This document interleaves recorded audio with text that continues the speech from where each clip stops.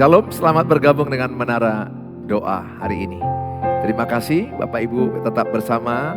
Dalam Menara Doa ini ada banyak hal-hal yang memberkati saudara, khususnya dalam keluarga, dalam pernikahan, dalam mendidik anak, sangat penting sekali. Saudara tetap konsisten di channel Suheri Kultom. Ada banyak berkat di Menara Doa. Saya khusus banyak bicara keluarga, hubungan, mempertahankan pernikahan, mendampingi pasangan sulit, mendidik anak yang benar. Saya berdoa saudara terberkati dengan tayangan ini. Dan silakan bagi kepada banyak orang supaya orang-orang lain terberkati. Sehingga pernikahan mereka menjadi sorga bagi mereka. Mari kita berdoa. Bapa di sorga, dalam nama Tuhan Yesus, kami mulai tayangan Menara Doa ini jadi berkat bagi setiap yang menyaksikannya. Dimanapun, siapapun, kapanpun mereka terberkati ya Tuhan. Pakailah media sosial menjadi berkat bagi banyak orang yang menyaksikannya. Yang lemah dikuatkan, yang putus asa mendapat semangat baru. Mereka yang sakit disembuhkan, yang miskin diperkaya, yang kurang pengetahuan, yang bodoh diberikan hikmat dan pengetahuan. Dalam Tuhan Yesus kami siapkan hati kami memulai Menara Doa ini. Amin. Mari sama-sama kita datang kepada Tuhan Yesus.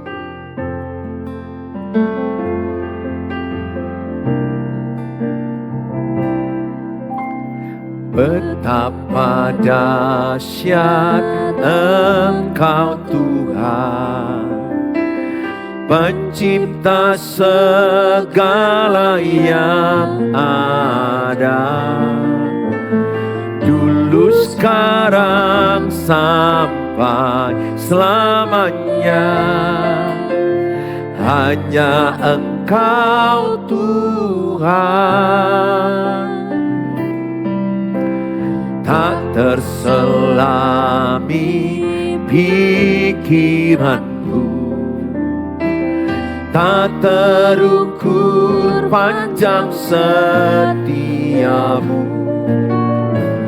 Dulu sekarang sampai selamanya.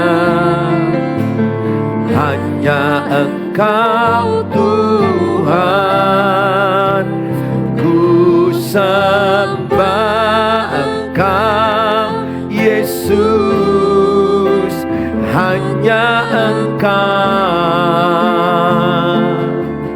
Allah di hidupku, tiada yang lain, hanya Kau, hanya Engkau Tuhan. Selamanya Kau tetap Allah, walau dunia semua bergoncang, tak tergoyahkan. Kau tetap Allah. Mari kita datang kepada Tuhan Yesus. Betapa dahsyat Engkau Tuhan, Pencipta segala yang ada, dulu sekarang sampai selamanya. Hanya Engkau Tuhan, tak terselami pikiranmu, tak terukur panjang setiamu. Dulu sekarang sampai selamanya. Hanya Engkau Tuhan, ku sembah Engkau Yesus. Hanya Engkau Allah di hidupku, tiada yang lain, hanya Kau. hanya Engkau Tuhan selamanya. Kau tetap Allah walau dunia semua bergoncang, tak tergoyahkan. Kau tetap Allah. Sembah Engkau Yesus, hanya Engkau Allah di hidupku. Tiada yang lain, hanya Engkau, hanya Engkau Tuhan selamanya. Kau tetap Allah walau dunia semua bergoncang, tak tergoyahkan. Kau tetap Allah, Kau tetap Allah. Mari kita persembahkan hidup kita kepada Tuhan. Katakan, Tuhan, ini hidupku bagimu.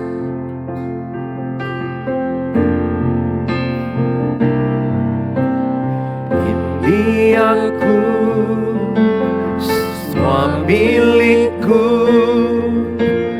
ku serahkan padamu Tuhan.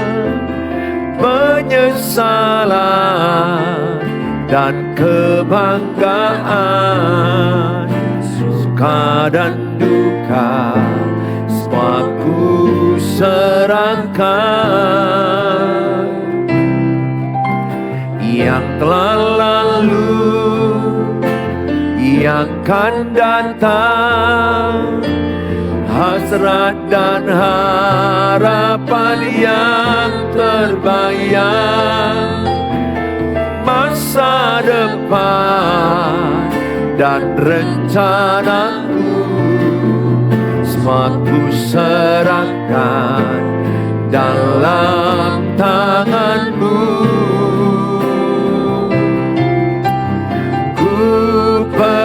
Persembahkan hidupku kepadamu Tuhan, untuk kemuliaan-Mu ku berikan hidup ini sebagai persembahan yang berkenan padamu.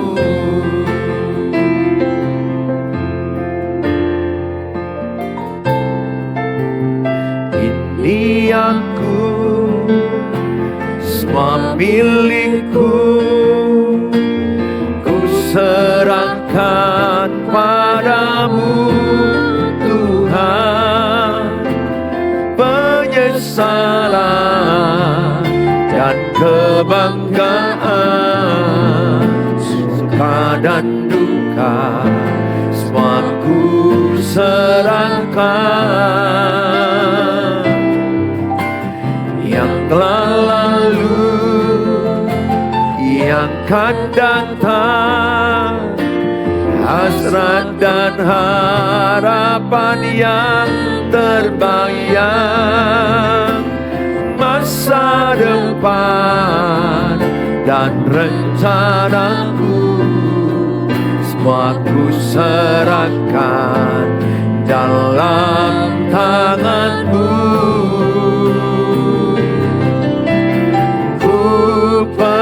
Persembahkan hidupku kepadamu Tuhan, untuk kemuliaan-Mu ku berikan hidup ini sebagai persembahan yang berkenan padamu. Ku persembahkan hidupku kepadamu Tuhan, untuk kemuliaan-Mu.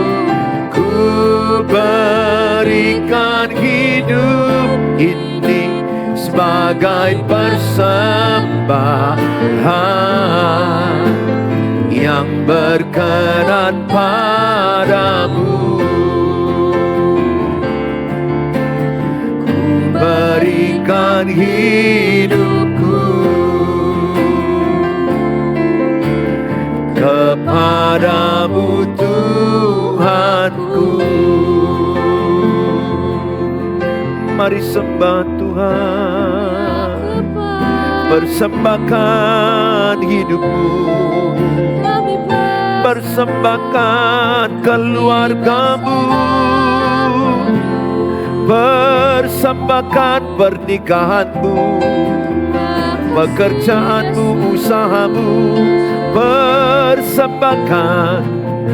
Kami persembahkan hidup kami Tuhan, tubuh, roh, dan jiwaku hanyalah untuk-Mu Tuhan. Ku persembahkan, ku persembahkan padamu, ku persembahkan hanya padamu. Terima kasih, terima kasih Tuhan. Jadilah kehendak-Mu, jadilah rencana-Mu. Kami persembahkan, kami persembahkan hanyalah untuk-Mu. Terima kasih,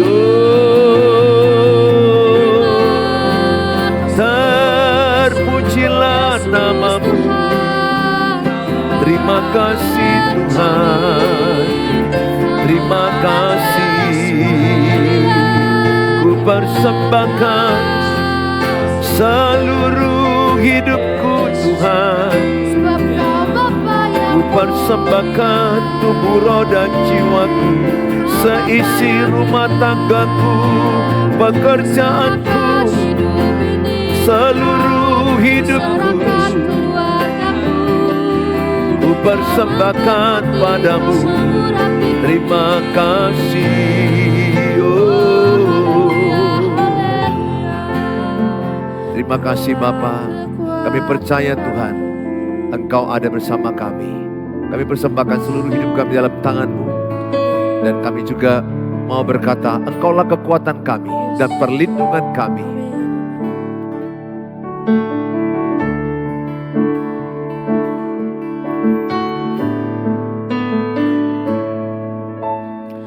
Engkaulah kekuatanku,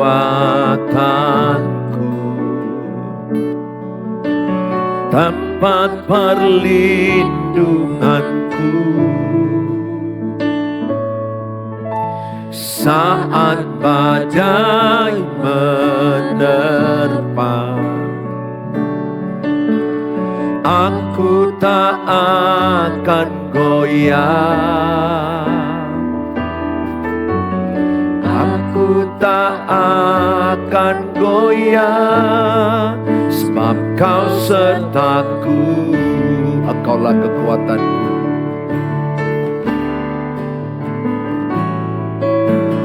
Engkaulah kekuatanku, tempat perlindunganku, saat badai menerpa. Aku tak akan goyah, aku tak akan goyah, sebab Kau sertaku. Katakan, sejauh langit dari bumi, sejauh langit dari bumi, begitu besarnya kasih-Mu, penuhi hati kami yang rindu menyembah-Mu. Yesus, sejauh langit dari bumi, begitu besarnya kasih-Mu. Kaulah Tuhan, kekuatanku, sukacitaku.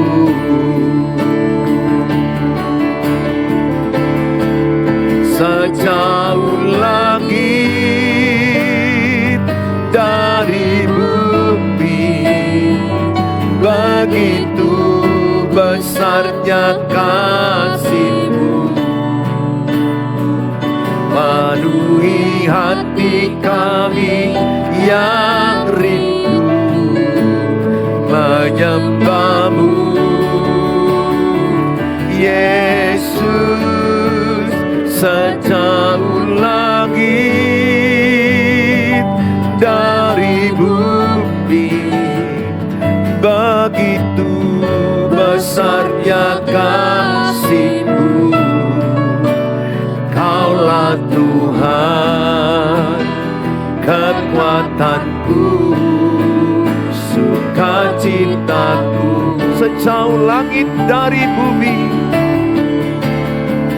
sejauh langit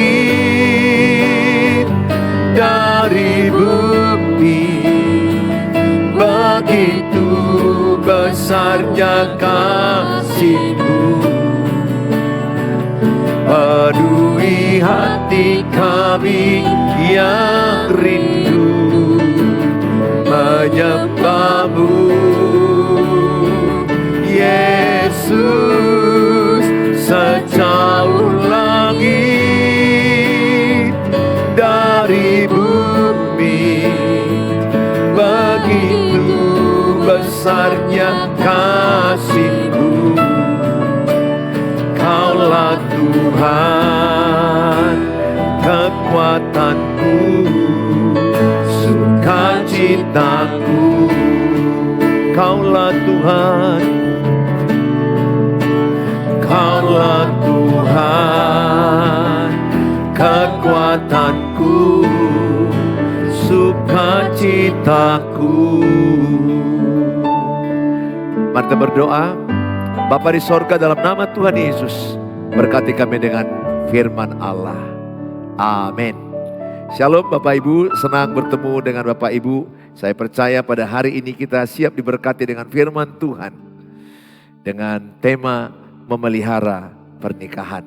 Saudara, kalau kita lihat sebuah taman, kalau tidak dipelihara, maka tumbuh lalang dan tanaman-tanaman indah akan mati.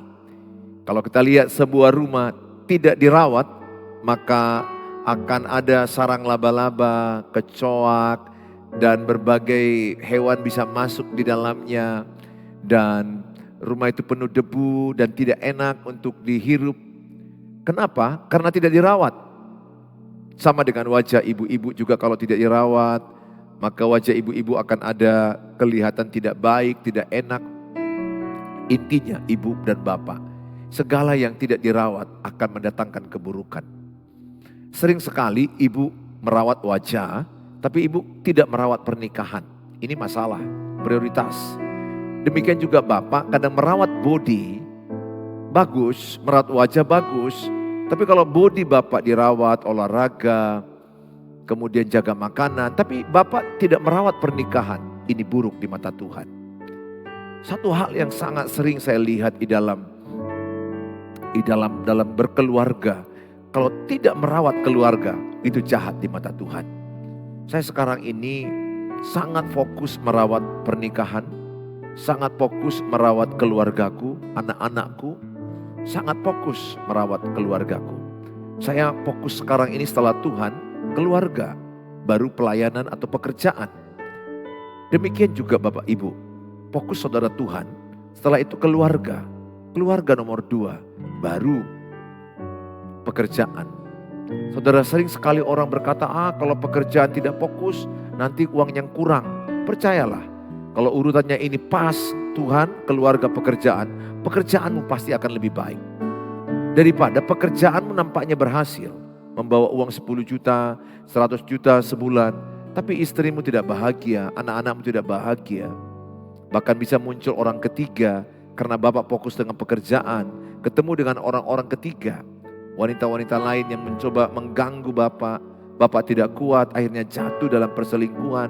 Ibu juga fokus dengan wanita karir, terus karir, berusaha, pergi ke luar negeri, pergi ke berbagai daerah, dan akhirnya kebersamaan dengan seorang laki-laki dan jatuh dengan perselingkuhan. Apa jadinya? Semua yang Bapak Ibu cari hancur, gak ada gunanya. Apa yang Bapak Ibu cari harusnya dinikmati oleh anak-anak, tapi anak-anakmu gak menikmati. Karena sudah hadir orang ketiga, pastilah itu bertengkar dan hancur-hancuran. Anak-anakmu trauma dan anak-anakmu terluka. Untuk apa? Uang yang banyak itu berujung kepada hilang juga uangnya. Dan pertengkaran yang tidak siap-siapnya, anak-anak menjadi korban. Cobalah, ambil waktu merawat pernikahan dengan duduk bersama. Quality time suami istri, duduk bersama, hadap-hadapan, bicara perasaan. Ini yang saya lakukan dalam keluarga saya bersama anak-anak saya kalau jalan. Handphone kami letakkan di tengah. Kami bertanya perasaan anakku nomor 1 bagaimana, anakku nomor 2, dan perasaan istriku dan perasaanku. Kami belajar mendengar sampai selesai tanpa dipotong. Kalau dulu tidak, belum selesai istriku ngomong kupotong, belum selesai saya ngomong dia potong. Sehingga kami potong memotong dan akibatnya kami berantem cekcok. Belum selesai anakku ngomong kupotong. Mana lagi nada anakku tinggi, nadaku tinggi. Akibatnya rumah kami neraka, hancur. Berbahaya Bapak Ibu. Saya sangat mengharapkan Bapak Ibu, cobalah mulai sekarang membuat keluarga saudara itu menjadi surga. Dengan cara ada rasa nyaman berkomunikasi, saling membangun, saling menyampaikan isi hati dengan nyaman. Kalau Bapak Ibu ada waktu sekali seminggu beracara keluarga, pulang gereja kan sering makan siang sama, ya setengah jam. Atau lebih cepat 15 menit, HP dimatikan, ya setengah jam lah paling tidak. Bila perlu 1 jam. Tanya perasaan istri, istri tanya perasaan suami, tanya perasaan anak-anak, anak-anak tanya perasaan orang tua. Kita bisa loh, kita tidak tahu perasaan orang di rumah, padahal kita serumah, bayangkan. Yang lebih parah lagi, suami tahu perasaan istri orang lain. Kan ini kan lebih bahaya. Atau istri tahu perasaan suami orang lain, atau cowok lain. Tapi dia nggak tahu perasaan pasangannya. Jangan-jangan istrimu udah tertekan, stres, luka batin, kepahitan dengan mertuanya, dengan iparnya. Atau sebaliknya suamimu juga kepahitan dengan mertuanya, dengan lainnya, dengan iparnya. Jangan-jangan anakmu lagi pacaran, lagi stres, hubungan mereka bermasalah. Atau kuliahnya mereka lagi bermasalah. Hubungan di sekolah, di kampus bermasalah. Artinya apa? Kita penting menanya situasi itu. Dalam merawat harus ada waktu di mana kita bersama, duduk bersama. Paling tidak sekali seminggu kita duduk, gimana kabarnya, bagaimana perkembanganmu. Lebih baik lagi kalau ada keluarga setiap hari saat teduh bersama, itu jauh lebih acung jempol. Bisa habis saat teduh nanya gimana sekolahmu, bagaimana perasaanmu. Hal-hal itu kan semenit ya, 2 menit bertanya. Tapi itu sudah sangat berarti. Yang salahnya lagi, bapak-bapak punya waktu dengan bapak-bapak lain ngomong-ngomong, atau punya waktu dengan perempuan lain. Quality time keluarga, saling menanya perasaan, saling membangun, saling mengampuni, saling menyayangi, saling menopang satu sama lain. Sangat penting, tidak ada orang yang kuat terus, sehebat-hebatnya orang, pasti pernah mentalnya drop, mengalami tekanan. Bapak Presiden juga manusia, dia bisa lemah dalam tekanan. Seorang pendeta juga bisa lemah dalam tekanan. Tidak ada orang yang kuat terus. Seseorang pasti butuh yang namanya support system. Butuh keluarga yang mensupport, butuh keluarga yang mendukung. Bapak Ibu, saya sangat berharap setiap saudara, mari sama-sama kita belajar memelihara pernikahan. Dalam Amsal 24 ayat 3 sampai 4 dikatakan adalah dengan hikmat rumah didirikan, dengan kepandaian ditegakkan, dan dengan pengertian kamar-kamar diisi dengan bermacam-macam harta benda yang berharga dan menarik. Saudara, ternyata untuk merawat pernikahan itu dibutuhkan 3 hal penting dalam suami istri, dalam membangun pernikahan. 3 pilar dalam pernikahan. Yang pertama butuh hikmat. Hikmat itu berasal dari Tuhan. Hikmat itu membuat yang rumit menjadi sederhana. Hikmat itu membuat hal-hal yang tidak terpikirkan sebuah masalah dapat ide dari Tuhan. Maka dikatakan, dari manakah datangnya hikmat? Datangnya dari Tuhan. Pesan saya kepada ibu dan bapak, kalau engkau stagnasi dalam pernikahan, frustrasi, saya undang, datanglah kepada Tuhan. Matius 11 ayat 28, Tuhan mengundang kita. Itu adalah surat undangan Tuhan. Hai kamu yang letih dalam pernikahan, hai kamu yang lesu dalam usaha, hai kamu yang beban berat dalam mendidik anak, datanglah kepadaku, maka aku akan berikan kelegaan padamu. Jadi Matius 11 ayat 28 adalah surat undangan Tuhan kepada orang yang letih, lesu, berbeban berat. Karena Tuhan tahu suatu waktu kita mengalami keletihan, kelesuan, berbeban berat dalam hidup ini. Tuhan membuka tangannya. Marilah kepadaku. At the time, ketika saya letih dalam pernikahan, saya lesu dalam membangun pernikahan. Istri saya pun letih dan lesu. Saya merasa berbeban berat, tidak berdaya untuk menghadapinya. Habis kamus menghadapi istri saya. Karena banyak perbedaan yang membuat saya benturan. Yang harusnya perbedaan itu saling melengkapi. Dan surat undangan Tuhan, dia buka tangan. Marilah kepadaku yang letih, yang lesu, berbeban berat. Aku datang kepada Tuhan. At the time aku nangis. Nangis sejadi-jadinya. Kalau kuliah ingat pada masa itu, aku hampir frustrasi. Dan aku lebih berpikir, lebih baik mengakhiri hidup daripada pernikahan seperti ini. Tapi saya datang kepada Tuhan Yesus. Saya datang kepada orang justru menceritakan masalahku ke orang lain. Belum tentu tulus orang menerima cerita kita. Jangan-jangan ada orang mendengar cerita kita, dia senang kejatuhan kita, kehancuran pernikahan kita, kehancuran keluarga kita. Sedikit orang yang tulus. Boleh cerita kepada orang yang tulus, yang jujur, simpan rahasia. Tapi taulah manusia penggosip. Manusia payah simpan rahasia. Jumpa orang akan diceritakan. Maka Tuhan bilang, datanglah kepadaku. Berharaplah kepadaku. Andalkanlah aku, kata Tuhan. Jangan manusia. Terkutuk yang mengandalkan manusia. Diberkati yang mengandalkan Tuhan. At the time saya datang kepada Tuhan, saya nangis. Dan Tuhan berikan saya kelegaan. Dan Tuhan beri saya hikmat. Maka dalam kitab Amsal, dari manakah datangnya hikmat? Dari takut akan Tuhan. Dari persekutuan dengan Tuhan. Saya tidak tahu seberat apa pernikahan keluargamu. Usahamu bermasalah. Keuanganmu bermasalah. Pekerjaanmu bermasalah. Anak-anakmu payah kau didik. Anak-anakmu payah kau atur. Hubungan dengan orang tua, mertua bermasalah. Ipar-ipar bermasalah. Seberat apa masalahmu? Kalau kau datang kepada Tuhan, ada hikmat. Hikmat membuat yang sulit menjadi mudah. Yang rumit menjadi sederhana. Yang tidak bisa menjadi bisa. Andalkan Tuhan dalam segala aspek, segala hal yang kau kerjakan, andalkan Tuhan. Maka engkau akan mendapat hikmat dari Tuhan. Dalam pernikahan itu dibutuhkan hikmat yang pertama. Sumbernya Tuhan. Dibutuhkan pengetahuan. Makanya butuh baca buku tentang parenting, bagaimana mendidik anak. Saya baca ketika kami suami istri kebingungan mendidik anak. Kami baca parenting. Kami ikut seminar parenting. Ternyata bentakan tidak baik untuk anak-anak. Memukul anak tidak boleh. Membandingkan anak tidak boleh. Memaksa dia berubah tidak boleh. Kita mendampingi dan mengasihi dia. Dan kita memberi teladan kepada dia. Sehingga anak-anak akan mencontoh teladan kita. Dari mana kami tahu? Dari seminar. Dari mana kami tahu? Dari pembacaan Alkitab, dari buku yang kami baca. Upgrade pengetahuanmu istri tentang pernikahan. Sepanjang ibu masih fokus kesalahan suami, maka saya katakan masalahmu akan runyam. Dengar ibu. Ibu yang menyaksikan ini.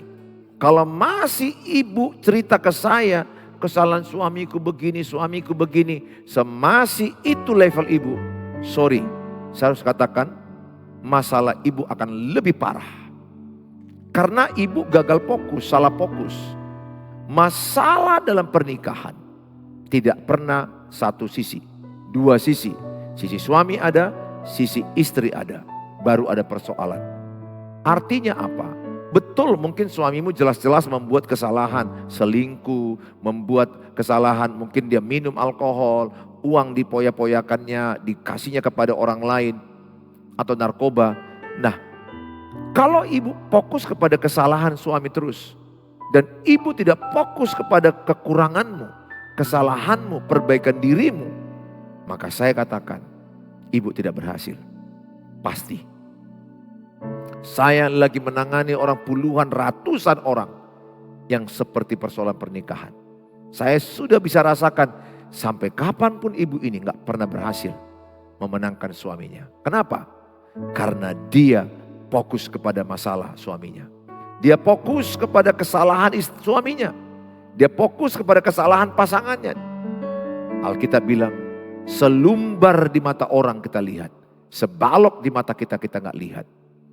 Alkitab bilang, ambil dulu balok itu. Artinya apa? Bereskan dulu kesalahanmu. Baru engkau bisa menilai orang. Itu pun engkau bukan menghakimi. Tapi menuntun orang yang jatuh yang salah itu kepada kebenaran dengan kasih. Dalam kebenaran dengan lemah lembut. Dengan catatan apa? Balok kita, balok di mataku ini dulu kubereskan. Kesalahanku dulu kubereskan. Saya sudah menangani banyak orang yang selalu berfokus. Suamiku begini, suamiku begini, suamiku begini. Sepanjang itu yang ibu lakukan. Ibu tidak pernah berhasil. Untuk merawat pernikahan. Ibu harus berkata, Tuhan, apa yang perlu kuubah dari masalah ini? Tuhan, ubahlah hidupku.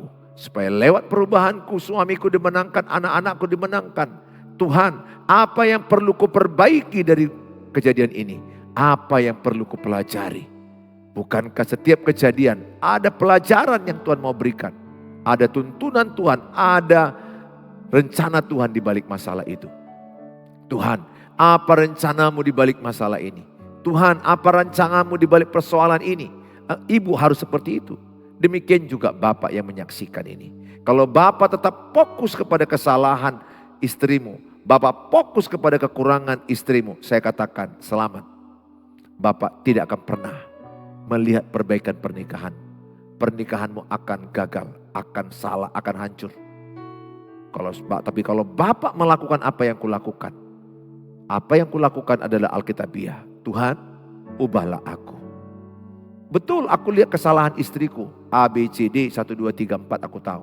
Tapi aku bilang sama Tuhan, Tuhan, ubahlah saya. Apa yang bisa ku ubah dari hidup saya. Supaya istriku dimenangkan. Anak-anakku dimenangkan. Tuhan, pelajaran apa yang bisa ku petik dari masalah pernikahan kami ini. Tuhan bicara, kau buang kesombongan, buang keegoisan, buang hawa nafsumu yang merasa mau menang dan benar. Tuhan bicara di hatiku, rendah hati, lemah lembut, jangan menuntut pasanganmu. Aku petik pelajaran dan aku lakukan, pernikahanku bahagia dan selamat. Dan jadi berkat bagi pernikahan orang lain. Kenapa? Karena aku pernah gagal, dipulihkan Tuhan. Kenapa aku dipulihkan Tuhan? Karena aku tidak melihat kesalahan istriku lagi fokusku. Walaupun bisa kubeberkan kesalahannya, tapi fokusku tidak ke situ lagi.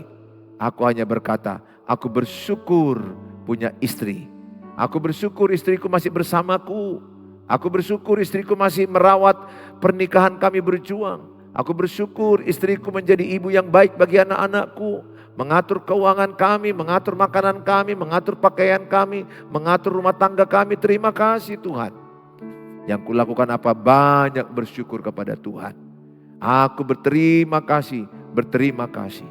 Artinya apa? Yang kulihat kelebihannya, yang kulihat hal positif yang dibuat dia.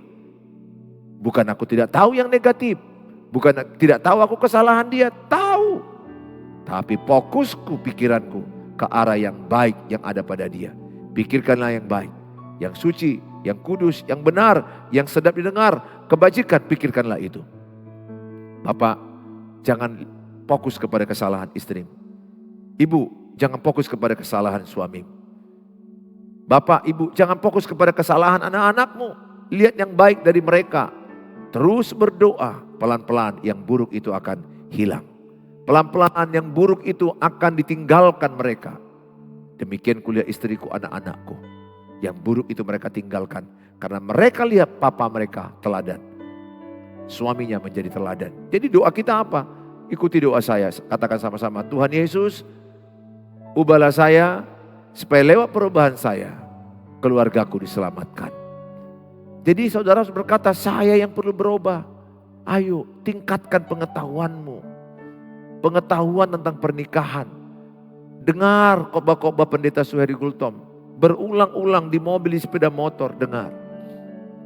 Kalau ibu dan bapak fokus kepada kekurangan masing-masing, maka selamat pernikahan. Dan jangan menuntut berubah pasangan. Menuntut itu toksik, racun. Hai, pernah engkau berubah ya? Istriku bilang, dirimu udah berubah. Kami saling melukai. Saya hanya katakan, Tuhan terus bentuk aku. Aku mau berubah, aku mau berubah. Aku percaya tangan Tuhan sanggup mengubah hidupku. Puji Tuhan, aku melihat perubahan demi perubahan yang kualami. Membawa perubahan kepada istriku, membawa perubahan kepada anak-anakku. Perubahan apa yang kulakukan? Tidak ada suaraku tinggi satu kali pun di rumahku. Tidak ada. Nada tinggi tidak pernah aku mainkan. Dulu pernah. Sudah lama saya tinggalkan itu. Akhirnya istriku mulai belajar tidak main nada tinggi. Anak-anakku belajar tidak main nada tinggi. Tidak sempurna, tapi kami berjuang dan kami bisa. Bisa kalau kita mau berubah. Ada niat berubah. Yang penting ibu bapak ada niat. Niat aja mau berubah, Tuhan akan tolong. Perubahan dimulai dari diri sendiri.